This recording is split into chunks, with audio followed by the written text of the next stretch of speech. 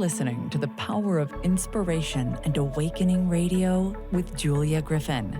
To master a higher frequency for new state of mind. Once you walked in a forest of splendor in which everything you did and everything you thought was aligned. It is possible at this time to begin to return to the old knowledge. Intuitive healer and manifester Julia Griffin is here to talk about this unique time in history when all sentient beings, animals, plants, trees, and the earth are intent on creating this change. The wolves awakened her to the most incredible light, which opened gifts and brought knowledge that she longs to share. You are creators, and you are born to be creators of beauty, possibility, and joy. Join Julia on a journey into a beautiful and magical world where amazing possibilities exist. Let us help open the door. The Power of Inspiration and Awakening with Julia Griffin starts right now.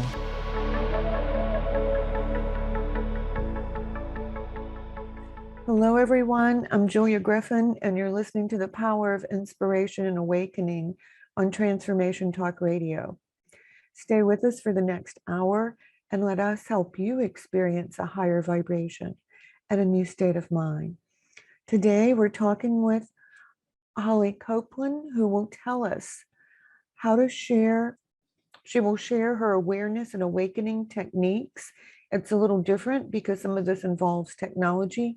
But let me tell you about her, and then in just a minute, she can explain to us how to use some of these different tools to move into awakening now.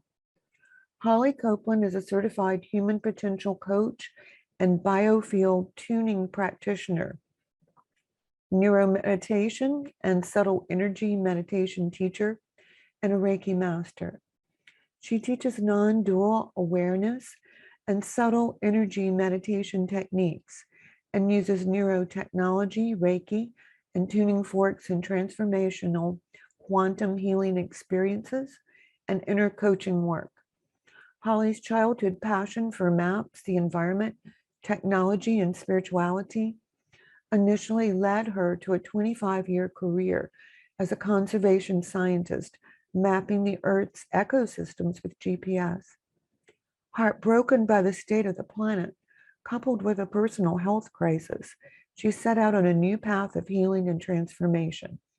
She shifted her focus from exterior to interior and rewired her brain to a state of resilience and joy. Founder of Heart Mind Alchemy, and as a former scientist turned meditation teacher and coach, Holly unites ancient wisdom with modern science and harnesses modern technology and neuroscience to empower clients on their path so that they can flourish and upgrade from ordinary mind to luminous awareness. She guides people out of the muddy waters of the thinking mind to live in the flow joyfully and effortlessly from their own inner compass, their stable ground of being. You can find Holly at heartmindalchemy.com. So hi, Holly. We're so glad to have you with us today. Hi, Julia. Thank you. I'm so excited to be here with you and your community. Good. So tell us how you came to teach about awakening. Well, like many people, I think it's our own journeys that lead us there. And as you read in my bio, what really catapulted or created this shift in my life was a deep despair for the planet. I have had a lifelong love and dedication to the environment, which led me to be a conservation scientist for about 25 years. And I started to find myself in a place of being really burnt out by that work, even though I had a very good job by anybody's standards. And the Nature Conservancy that I work for is a beautiful organization. But the despair that I felt, the sense feeling of it's never enough. There's never going to be enough time, money, or resources to save the planet.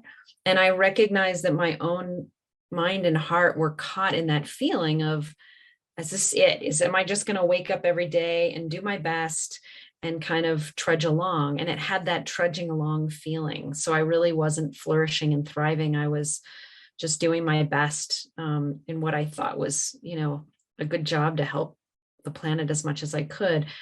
And just at some point, that is this really it kind of landed for me. And I started to feel that I was called to do something else.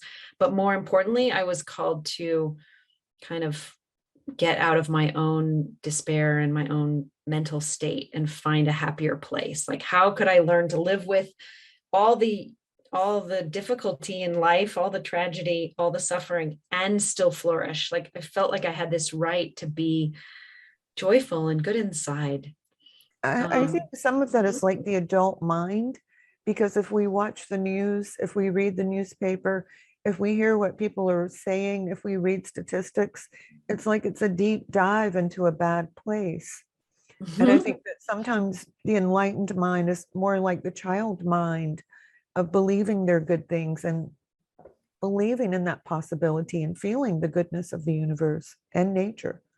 I totally agree with you. I love that.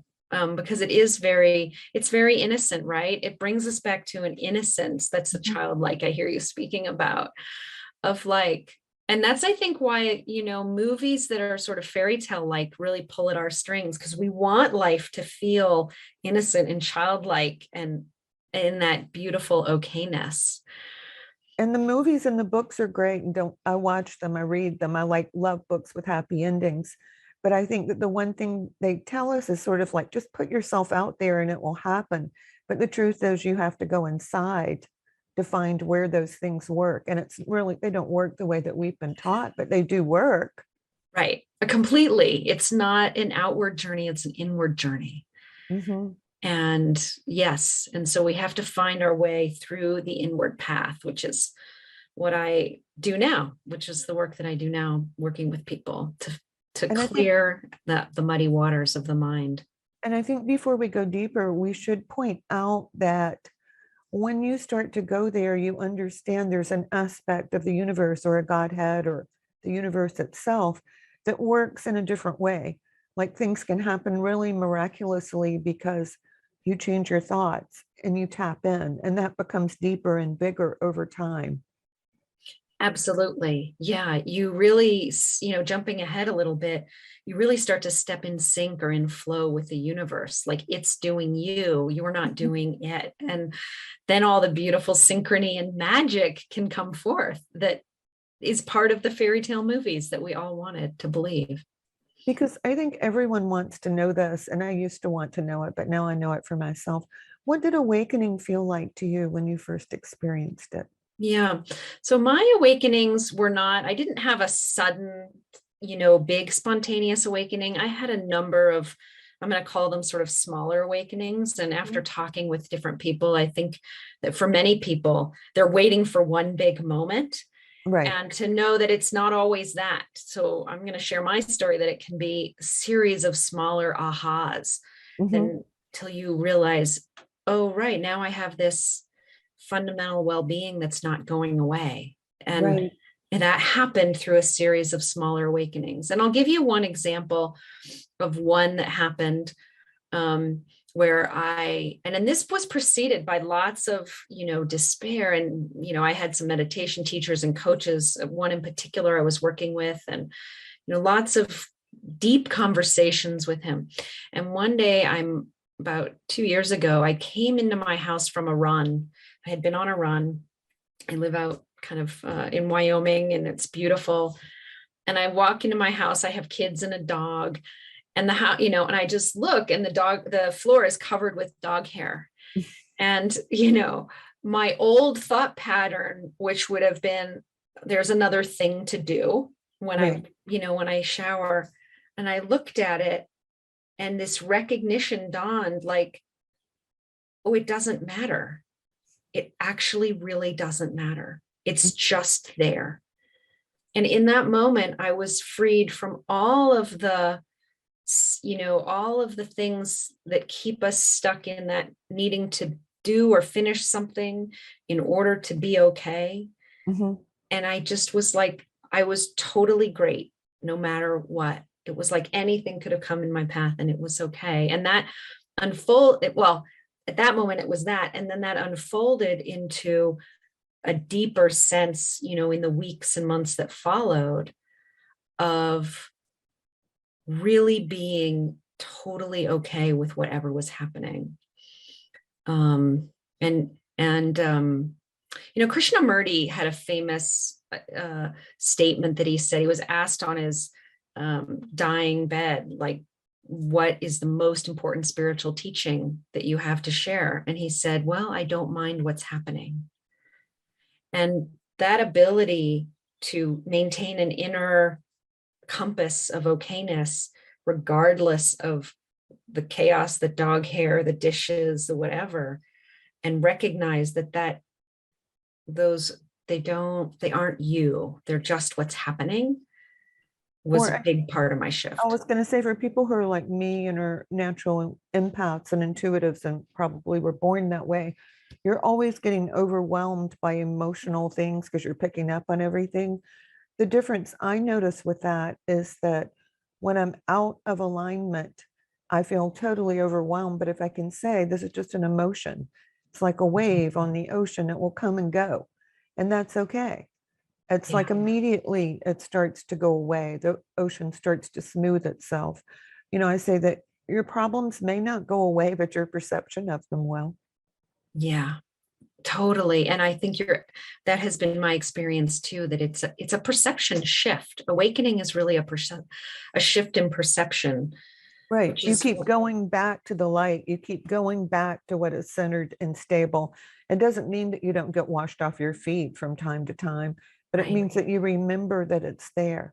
Yeah. And I find less and less I get washed off my feet. So there's just that there's a stabilization in this place where, just like you're saying, the emotion can come and go. You can have a swell of sadness and you let it move through you.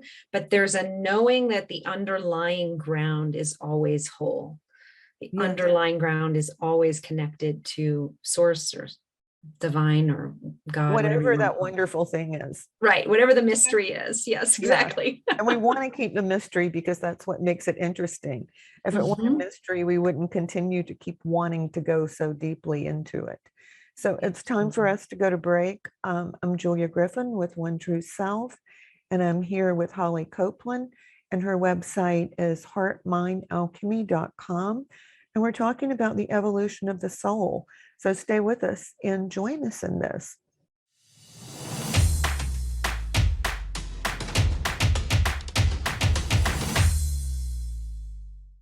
Hi, everyone. I'm Julia Griffin with OneTrueSelf.com, ONETrueSelf.com.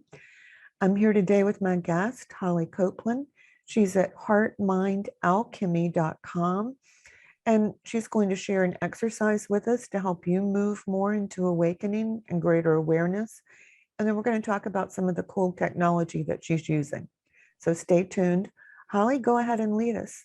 Yeah, you bet. So one thing that I discovered in my journey and was pointed to me was this sense, it can feel like our thoughts and emotions are fused, like we are bound to them and they're us. And so just like we were talking about, well, how do you land in this ground of being that can just allow the waves of sadness or frustration to wash over you? And for me, that recognition of separation, that we aren't our thoughts or emotions, is a really key piece. And so what I like to do is point out to clients that just our basic experience of being aware, that before we do anything, notice that we are aware. There's this open, boundless, transparent awareness. And that actually our experience of being human, we can break it down into some very simple components. So like seeing is happening. So seeing or light is arriving to your eyes, and awareness is aware of that seeing. And it's transparently aware. It doesn't have to have a thought about what you're seeing. Simply, you're just knowing seeing. Or notice will move from seeing to hearing. So just hearing is happening. And you can just allow the hearing itself to just be there, just hearing, and the knowing of hearing. And then you can do the same with thinking. So you can be aware of a thought like what you had for breakfast, and something is aware of that. And so actually there's 7 of these. We look at our senses, hearing, seeing, thoughts, emotions. Those are part of this, what's coming to awareness, and sensations on the skin and taste and so forth. So all the different senses.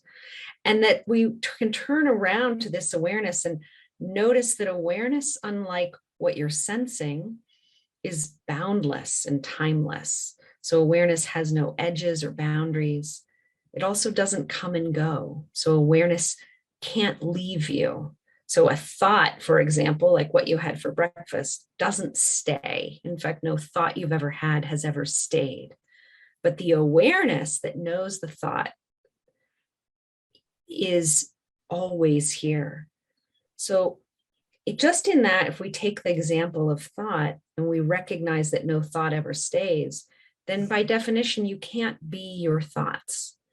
Because if you were, then you wouldn't stay. The thought I had for breakfast, would leave and you would be gone. And so really landing and letting this truth that you aren't your thoughts, they're just appearances. Everything is just appearing on the screen like a movie. Rupert Spira uses this example, and I really love it, that we can see life as like a movie playing out on a screen. And the screen is always transparent or open. It's not fundamentally hurt or colored. There can be a fire happening on the movie, but it's not going to change the screen. The screen, it's not on fire just because there's a fire in the movie. So we can see our thoughts, our relationship to thoughts in that same way, that our awareness actually doesn't have any opinions about the thoughts. Awareness itself is open and free. And that fundamental recognition that awareness is open and free is what all the sages and wisdom traditions were really pointing to when they say, that the kingdom of heaven is within. They're pointing to this nature of mind that's open and transparent and free.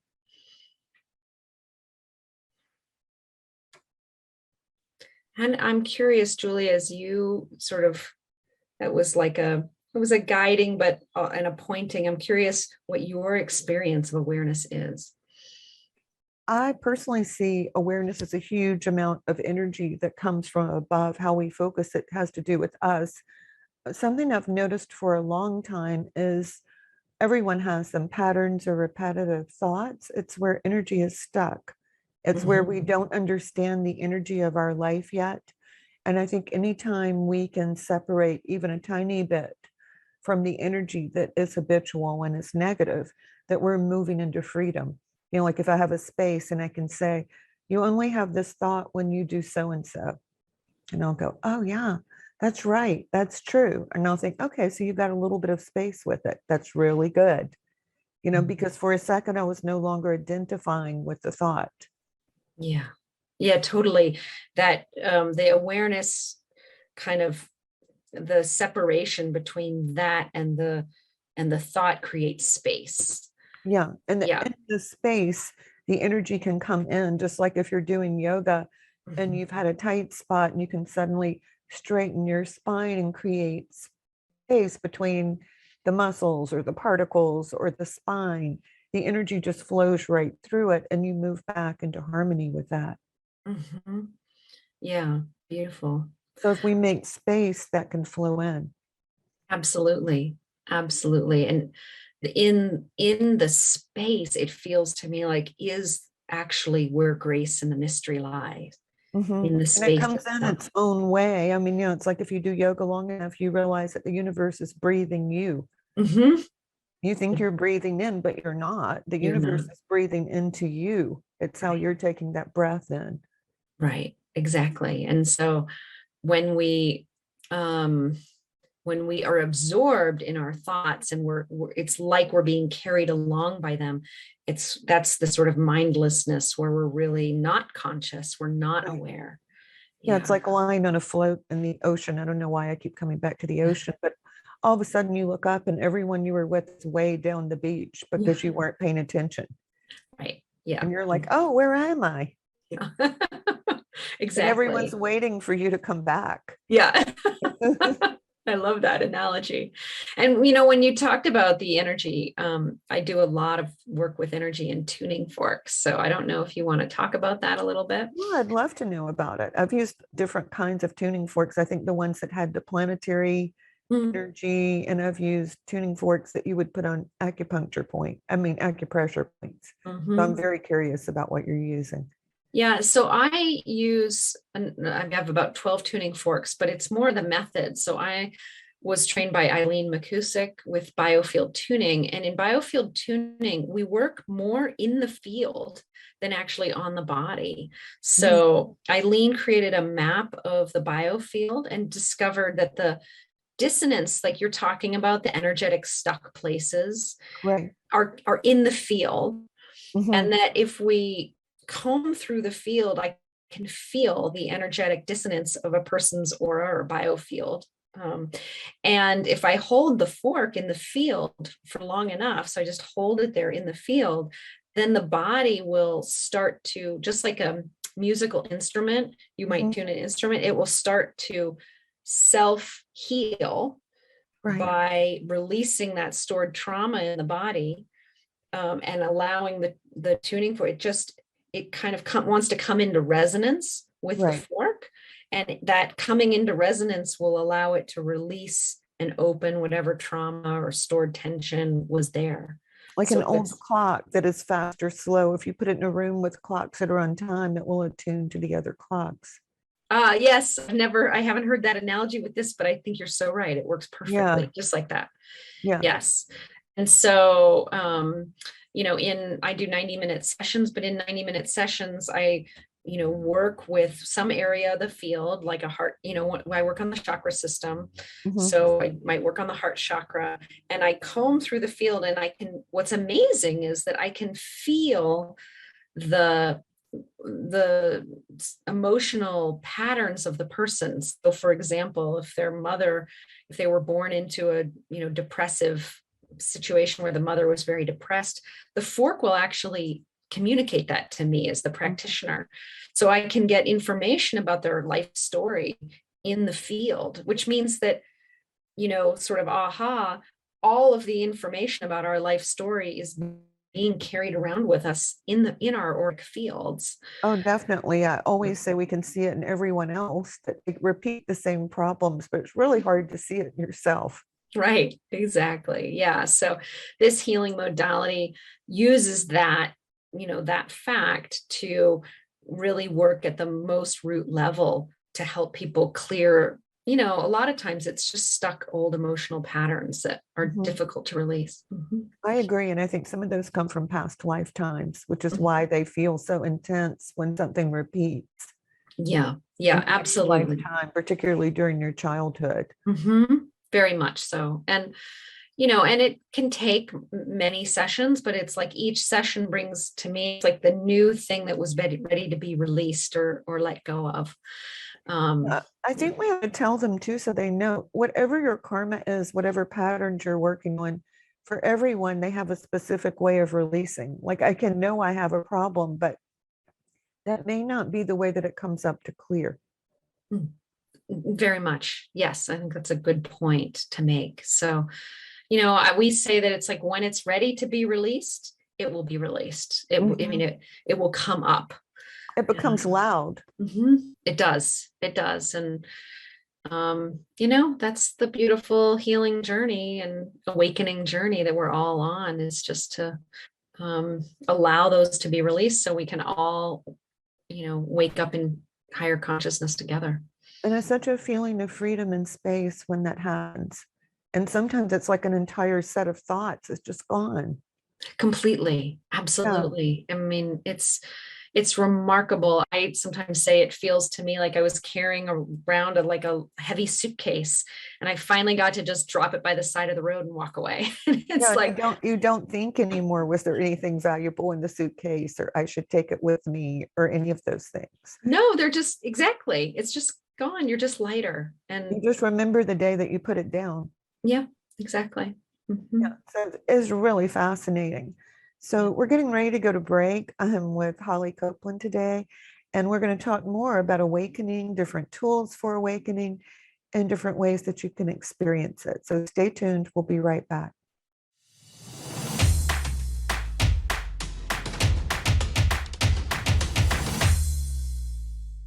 Hi, I'm Julia Griffin with OneTrueSelf.com, and today I'm with Holly Copeland. She's at HeartMindAlchemy.com. We're talking about awakening, how it feels, what it's like, what you can do with it, what you can leave behind. And Holly is going to tell us about some of the technology that can be used for awakening. Yeah, thanks, Julia. So one of the things that happened in my journey was I came as, like I said, a conservation scientist, and I'm kind of a geek at heart. And so I have this funny computer geeky side to me that I've always had. Mm-hmm. And so when I went on this journey and I was determined to get out of this foggy mind filled with thinking, I discovered a device called the Muse. And the Muse is a headband that's consumer wearable. It's a couple $100. And when you meditate, it records your brainwaves. So it's a small portable EEG, and it records your brainwaves. And then as you close your eyes and meditate, you can hear, if you're busy, if you're thinking a lot in your brain, you'll hear a lot of rain. And as you quiet your mind and move into deeper states of meditation, the rain will subside and soften. And so I was just enthralled with this device. I just felt like it was brilliant because it really enabled me to know what a calm mind felt like. And in that feeling of knowing what that felt like, I would get a signal from the device. And so I'd have feedback, and I was training myself to replicate that, to stay in that state. So it's a different approach than, shifting our perception about thinking. Right. But I found it very, very helpful as a tool in meditation. And truly, after a few months of using this device, I just found, even before the shifting my perception about thinking, even before I did that, I just found that I was thinking less, that I really was learning to quiet my mind through the ancient techniques of focusing on the breath. Yeah, I'm smiling because, my illumination came from being with wolves. I had meditated for years, but that's when I really started to have some major breakthroughs and could hear animals and plants and all of that. But when you're with 5 or 6 wolves and your body is not accustomed to it, if you move awkwardly or you start running through the busy mind, the wolves change the way that they move and they become defensive. So you are immediately aware of it, and you have to shift back to being present in your body, being aware, and moving up into the brain waves that they're on. Yeah. And I'm sure, I would imagine that they're sensitive to the brain waves themselves, right? Those are just vibrational energy patterns. Oh, yeah. Yeah. And so we can sense when somebody else has kind of a busy mind. And and so it was just a radical. It helped you differentiate.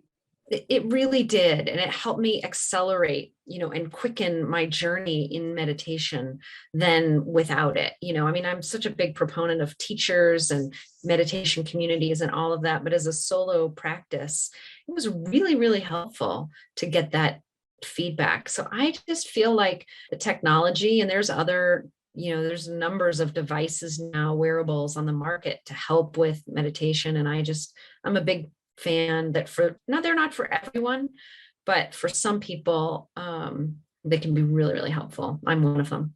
I would say anything that works. Yeah. My experience. I would too. Absolutely. And there's other devices. So there's others that are, more not passive but active. So there's another device called the Neo Rhythm that actually entrains your brain to, it's a PEMF, so pulsed electromagnetic frequencies, and it puts out theta waves, the brain waves of meditation, right, so that your brain can kind of get those signals and entrain or synchronize with them. So there's another option for people listening to help calm and quiet your mind with the help of technology. To adapt to that, because I know from personal experience, yoga to me sometimes could take me away far, far, far into the universe. And then other times my body just didn't want to do it. There's, Mhm. you can't, and the more you argue with your body, the worse it becomes. So you just have to sort of stop or breathe. But I Yeah, think anything that teaches you what that vibration is and how to get there is making a difference in your life. So we all know even just 15 minutes of getting into a good meditation changes the entire flow of your life.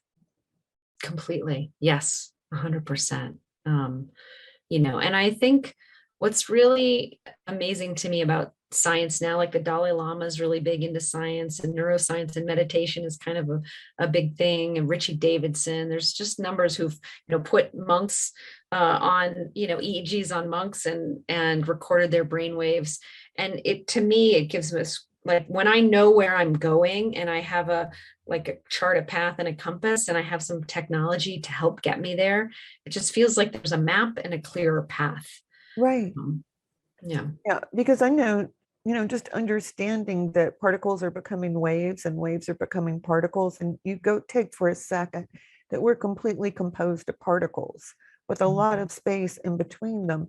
And if you can see energy, when you meditate, those particles are actually charged with light. Mhm. And so when you reach a certain light level, matter starts to respond to your particles in a different way. Yeah. Yeah. Quantum physics in action, right? Right. Yeah. Right. What we see changes actually matter. When we look at it, actually changes form. So where we put our attention actually changes Right. matter itself. That's back to where we were in the beginning when we were saying that there is a different world. It does respond differently. And I think that's when we get into the intuition, that's where we get into the synchronicity. That's when we get into all of a sudden things can change a lot in a positive way.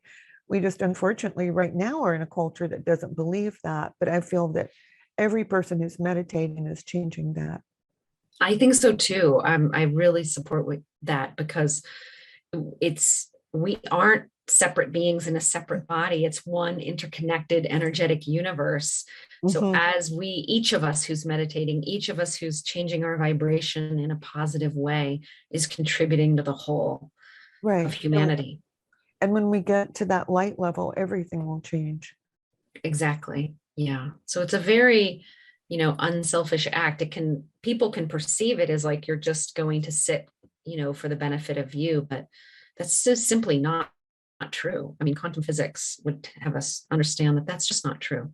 We're And I know some people would say, like, oh, this is magic, or, they would make it religious on some level. But to me, it's just a fact. Why wouldn't you tap into a universe where there is more light and there is more love, and you learn how to love yourself, and instead of always focusing on what you're doing wrong or what you should change? I mean, just that alone is amazing.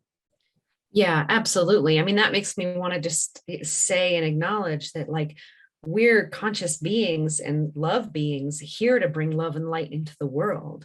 Like, consciousness is here for us to be. I feel like we each of us are like a radio channeling divine FM, and that's our birthright. That's what we're here for. And so, And that's like the answer to world hunger. It's the answer to the water. It's the answer to being in harmony with animals. Because I know when I meditate outdoors, I can have my cat next to me and squirrels and rabbits will come up. Now, mm, once I get up and stop meditating, it's going to change, but yeah. not then.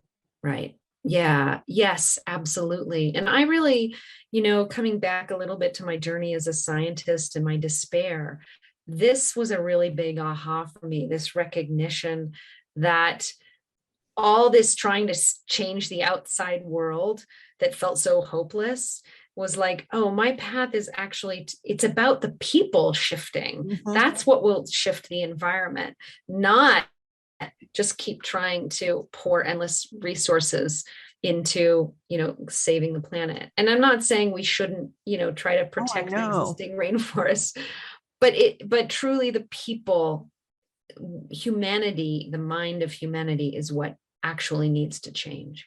And that's what the wolves told me from the very beginning. They said that people are so much more powerful than they know, and that we came here to create, but instead we're sort of programmed.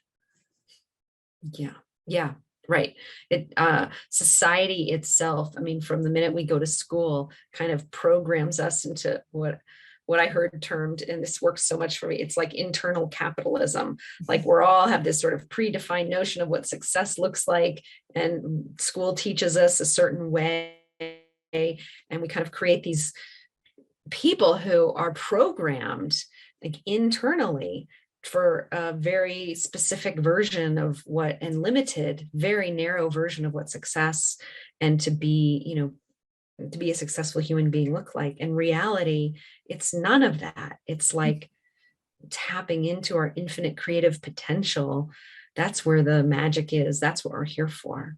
I know. I mean, just think if we just added 1,000 or 10,000 people to what we're talking about right now, what a huge wave of energy that would be. And I think we should point out that if you're really committed to this, first of all, if you create the wrong thing, you can redo it, you can change it, but probably you're going to create something good. Yeah. Because of your connection. Yeah, absolutely. And that's, to me, that goes back into the Divine FM and trusting, like that's this path to learn to connect intuitively to your deep intuitive knowing, which is source. Right. And that you can't make a mistake when you do that. You just trust deeply that you're on your path. There is you have a purpose and a contribution to make. But it's not when you figure out with your mind. You don't have to, think about this one. That one comes up as a mystery too. And a lot of times you'll just get one little tiny piece and you think, I'm changing my whole life for this one little crazy step that may not work, but it works. It works completely. And it's your, to me, it's another way to look at it is it's your heart song, that each of us we're energetic resonant beings, and we're singing our song. You're singing the Julia song and I'm singing the Holly song, and whoever's listening. And that's their divine co-creation with the universe. And so if you simply go into your heart and just let your heart speak what you were meant here to do, then you have all the answers. Well, you at least know where the answer is coming from. If it's for real, it's going to come from your heart. So we were talking about the inner self, and I feel like that's important. You hear your inner self through your heart. Right. Exactly. It comes in as heart knowing and heart intuition. And again, it's not something you have to figure out with the mind. And, that kind of was such a big part of my awakening, because I lived as an analytical scientist in my head for so many years. Like most of my life, I just operated from this analytical figuring and, judging and critiquing. And it is such an amazing, freeing journey to step out and, disconnect from that thinking mind and sink into your heart and just allow your true knowing to come forth. And it's simple, like in the beginning, when I was saying you throw off your adult mind, it becomes simple. Oh, I feel this way. I feel wonderful. I feel my heart when I think about this. This must be the right direction. Totally. It is simple. Yeah. For everybody listening, it's not like this inner knowing is a basic, like human sense of what's right. It's your deepest knowing, but it's quite simple, really. And it's why we think babies are so beautiful. It's because they come in with that energy. Right. Exactly. It's just a going back to that and a knowing, an inner knowing of that. So I feel like, Western society got so off track with, Descartes' I think, therefore I am, which is from me is like the greatest misstatement ever made by a person. Because if you, are in any of this at all, you recognize the fallacy of that statement. It's so not true. We are before our thoughts. You still have thoughts, but they come through in a different way. Correct. Yeah. It's just that the thinking isn't what creates the amness. The amness is already there, know this for yourself. Just like, feel the inner being, the presence of you right now, right here, that doesn't need thinking to be, No, I think every individual is a translation of universal energy, and we probably need everyone who's willing to do it to make that wave that's going to create the change. Yeah, I agree. We need everyone. It's an all hands on deck, everyone. And I do think that, there's a 100th monkey going on, that a certain number will make that change, and then the whole planet will flip because we're interconnected. So people may wonder what she's saying with flip, and we're not talking about the magnetic field. We're talking about how there's a place with higher thinking or higher love, that things just, you wake up one day and it's different. Like what we said about putting the suitcase down. Yeah. And then from there, it gets on its own wavelength, a universal wavelength. Yes, exactly. That it's really a flip out of kind of a place of suffering and pain, and life is hard, and guilt and shame and judgment, into living and seeing the beauty that's here, like the incredible beauty of Earth, of humanity, of animals and plants. Like, you just look out, and it feels to me, I'm curious, Julie, if it feels to you like this. It feels to me like taking off one pair of glasses and putting on another pair. Like the world just looks different. And it feels different, and it's softer. And I know for me, I can tell from how people are treating me just when I go run errands, if I'm on or if I'm off. Mm-hmm. Yeah, very much so. So it's for people who are afraid and are worried about the world falling apart, how would you address that? You're a scientist, you tell us. Yeah. I think it's everything that we've been talking about. It's coming back into feeling in for yourself, your own magnificence, your own beingness. And knowing that first before you go out. So you have to come back. You have to come back into this presence and light and your own goodness. And that's why the awareness, because when I point to awareness, I'm pointing to this part of us that is always whole. It's like, another way to say it is feeling the inherent wholeness of your own being, not trying to look for it in somewhere else. Because if you look outside yourself, you just get caught in the, muck again, right? It's like unconditional love and personal love. Yeah. And the thing now, they say if you love yourself enough, you'll be with the right person. But unconditional love is just like love that comes in for every particle of who you are and all the particles of everyone. Personal love is something different. Right. But people tend to confuse it. Completely. I think we have a very mixed understanding of what love is. And this unconditional love for me is this being, this presence that you are, that is already unconditionally loving, like is already whole. So this part of you, before thinking, before emotion, that is whole, that is boundless and timeless, because feel into it. Like this presence of you has always been here, right? Like for me, it's like when I think about feel into being 6 years old, it's the same presence. Yeah, I say, reincarnation helps. Sometimes we just know someone when we see them, or like I do readings for someone. Well, when I meet them in person, they rarely look like the way that I visualize them. However, they feel the way that they felt to me. So I say it's like every person has an atomic number. You've still got those particles, whether you're here or not. Yeah. Yeah. We have our resonance. We have our resonant frequency. And so that resonance, that beingness that you are, that's been here since you were born, that's not going to change. Right. And so that's the wholeness that I'm pointing to. That's the part of you that no matter what's coming forth, no matter how much muck is coming into your awareness, that wholeness still is here. It's the wholeness that's aware of whatever's coming forth. It's the awareness you were talking about. Yes, exactly. And so when we reconnect with awareness as our ground of being, and we know that, then that's where the fundamental well-being and okayness resides. That's where the knowing that no matter what happens on the outside world, that you're still already and always whole. And so you land there for yourself. Because I'm thinking, you can have a dream and you think everything that's happening in the dream is real, but then you wake up and you're still you, but you were you in the dream too. Exactly. It's a great analogy. It's the same way, right? Yeah. Yeah. So that this external stuff that's appearing is like dream stuff. That's, I Mhm. think, why that life is a dream has been used, by sages and masters, trying to point out that what's real, this essential being that we are, that can't be extinguished, that transcends death and was here before birth, is always okay. And it's here right now for everybody listening. It's not like a magical thing you have to go find. In fact, you can't find it because No. it's not a thing. Yeah, that's why you have to go inside.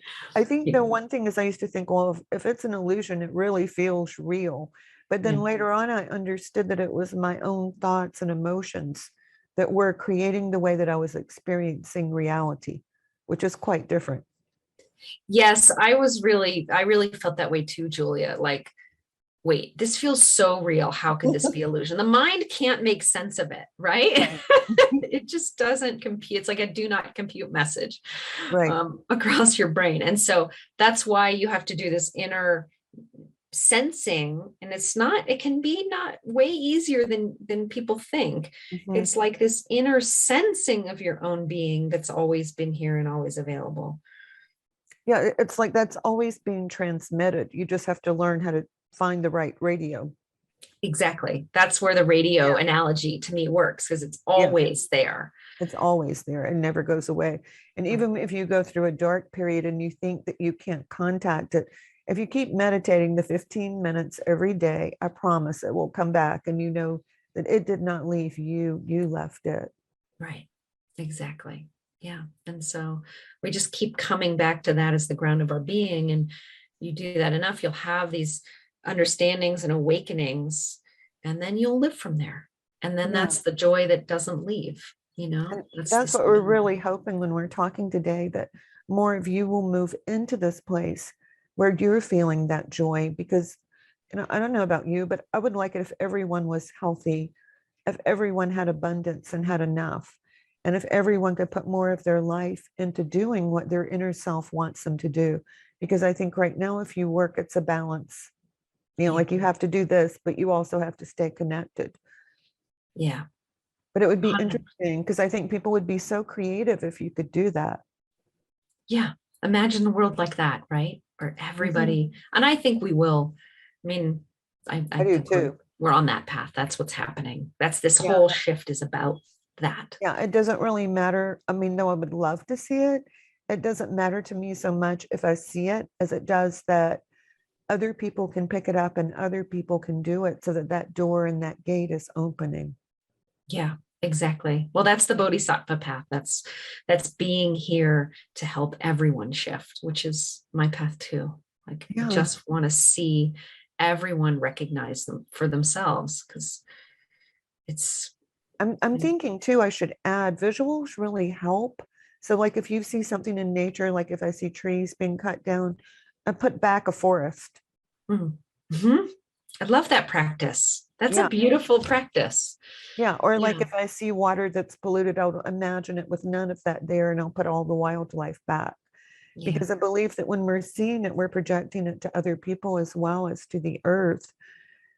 And the earth knows what we should do. So that's another way of connecting. Yeah. It really does. Yeah, I absolutely love that practice. And, that just confirms it's like everything is vibrational. And we have this ability to transmute and alchemize everything into a higher vibration. That's what I hear you saying.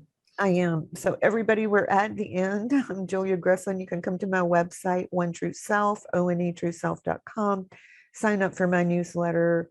I'll have classes in the summer and you can learn more. And Holly, she's heartmindalchemy.com, and you'll have classes later on. And there's a ton of information on her website that you can use. Yes, absolutely. Yep. I'm teaching a class right now called Vibrational Alchemy, and I'm sure I'll teach it again in the fall. So you can sign up there and get my updates and newsletters as well. Sounds great. Thank you so much for being with us today. Oh, you're so welcome. Thank you so much for having me on, and thank you everybody for listening. Thank thank you for listening to the Power of Inspiration and Awakening Radio with Julia Griffin to master a higher frequency for a new state of mind. Join us next time as Julia takes us deeper into the memory of the moments of light where transcendence and enlightenment emerge. The memory of the jewel of consciousness is always lived within you to tap into waves of energy and create huge changes by imagining the beauty of the vision and desires that are hidden in the heart. Learn to find your way back to nature, beauty, and your own heart, which holds the secrets of your existence and future. To discover more about Julia's adventures, animal communication, and the teachings she brings to every show, visit onetrueself.com. That's onetrueself.com. That's ONE, trueself.com.